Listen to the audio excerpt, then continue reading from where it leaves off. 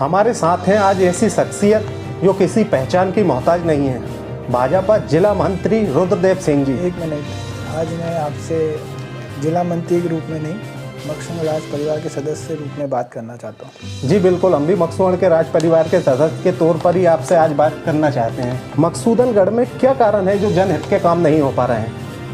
नहीं, काम हो रहे हैं, लेकिन एक भ्रम ये है लोगों के मन में कि सरकार और संगठन एक तालमेल बना के चलते हैं। मैं संगठन में हूँ, मेरा काम है पार्टी को मजबूत करना, और सरकार में जो अध्यक्ष, उपाध्यक्ष या विधायक जी हैं, उनका काम होता है कि वो जो काम क्षेत्र में हो रहे हैं उसको लागू करें। तो इसका सही जवाब शायद विधायक जी दे पाएंगे। एक और मैं आपसे सवाल जानना चाहता हूँ, नगर परिषद होने के बाद मकसूदनगढ़ में ना तो बस स्टैंड बना, ना ही कॉलेज बना और ना ही किले का रास्ता, इस पे आप क्या कहना चाहेंगे? देखिए, बस स्टैंड, ये जो भी मांगे हैं, मैं तो पिछले 4 साल से, आप मेरा ट्विटर चेक कर सकते हैं, आप मेरा फेसबुक चेक कर सकते हैं, मेरी भी यही मांगे हैं। और एक होता है कि हम क्षेत्रवासियों का, जिस परिवार से मैं बिलोंग करता हूँ, मकसूदन राज परिवार का एक सब्र होता है, जब सब्र टूटेगा तो उसकी जवाबदारी इन लोग को लेनी पड़ेगी। तो उसके लिए मैंने अब आखिरी रास्ता ये अपनाया है कि 11 मार्च को मेरा जन्मदिन है,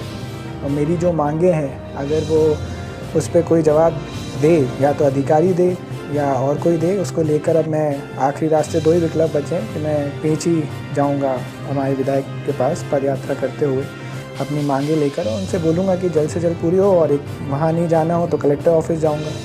पर ये 11 मार्च को मैं कहीं ना कहीं तो इसको लेकर आगे बढ़ूँगा।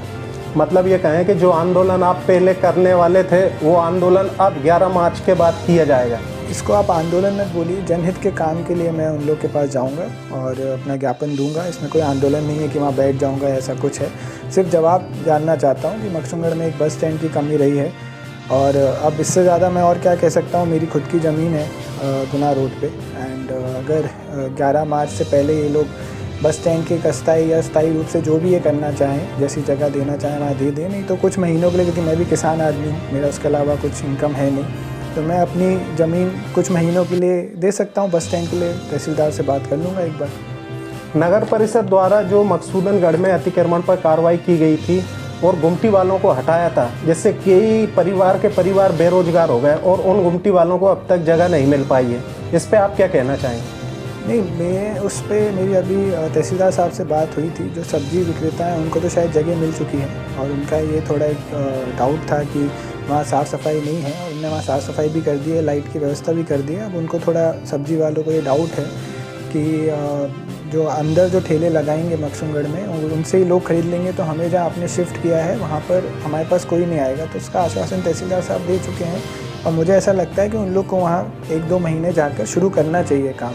और जो गुमटी वाले हैं उसके लिए मैं एक बार बात करूंगा कि तहसीलदार साहब ने क्या सोचा हुआ, पर अगर वहीं पे वो लोग भी अपनी गुमटियां लगा दें तो कोई बुरी बात नहीं है। मकसूदनगढ़ में पिछले सैकड़ों वर्षों से रामलीला होती आ रही है, और कुछ विवादों के कारण अब रामलीला नहीं हो रही है, और रामलीला नहीं होने से क्या है, रंगारंग कार्यक्रम भी नहीं हो पा रहे हैं, इस पर आप क्या कहना चाहेंगे? देखिए, मैं खुद बचपन से मैंने देखा है, मैं अपने पिताजी के साथ गया हूँ मंडी के पीछे, उस टाइम मंडी के पीछे बोला जाता था, अब नगर परिषद के पीछे बोल रहे हैं।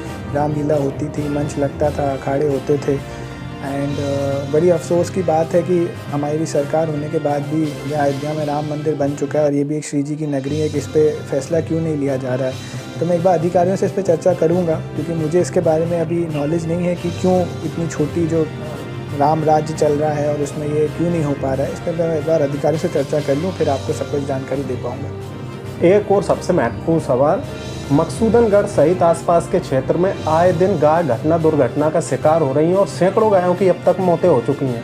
क्या मकसूदनगढ़ में कभी गौशाला बन पाएगी या नहीं?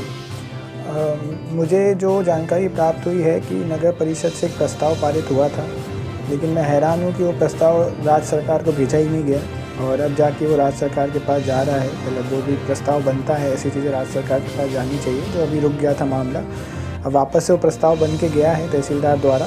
तो जल्द से जल्द मैं वही कह रहा हूँ, 10-9 मार्च तक का इंतज़ार करते हैं कि उस पर क्या राय आती है। नहीं तो अब तो बनना ही है। अब इसके 11 मार्च के बाद मैं भी इस मुद्दे पे कोई ना कोई हल निकालूंगा ही। एक और ज़्यादातर क्षेत्र में चर्चाएं होती हैं, कहीं ऐसा तो नहीं पार्टी के बड़े लोगों के दबाव के कारण आप भी क्षेत्र में कुछ काम नहीं कर पा रहे हैं? नहीं, ऐसा कुछ नहीं है। मेरे पे किसी का दबाव हो ही नहीं सकता ज़िंदगी में, क्योंकि मेरे पे अगर एक दबाव होगा तो सिर्फ मेरे श्री जी और आशापुरा माता जी का ही हो सकता है।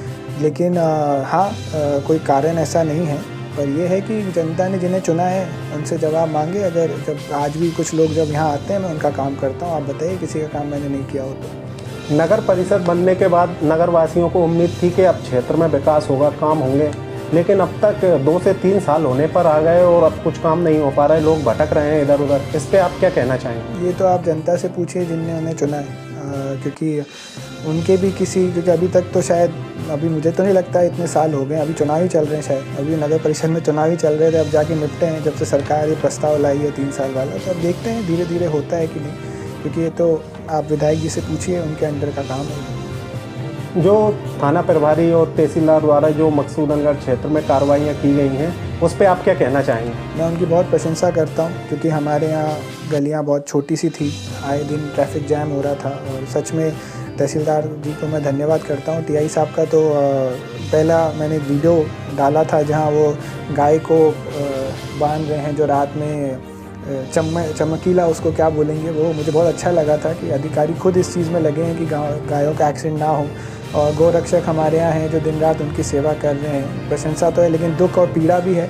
वीडियोज़ मेरे पास भी आते हैं, मुझे बहुत लोग भेजते हैं, दुख होता है। तो अब वही है, 10-11 तारीख तक का इंतज़ार कर रहा हूँ। सब जवाब तलब आखिरी है मेरा, या तो पीछे जाऊँगा इन सब का जवाब ढूंढने, या तो कलेक्टर ऑफिस जाऊँगा। बहुत बहुत धन्यवाद हमसे बात करने के लिए। धन्यवाद।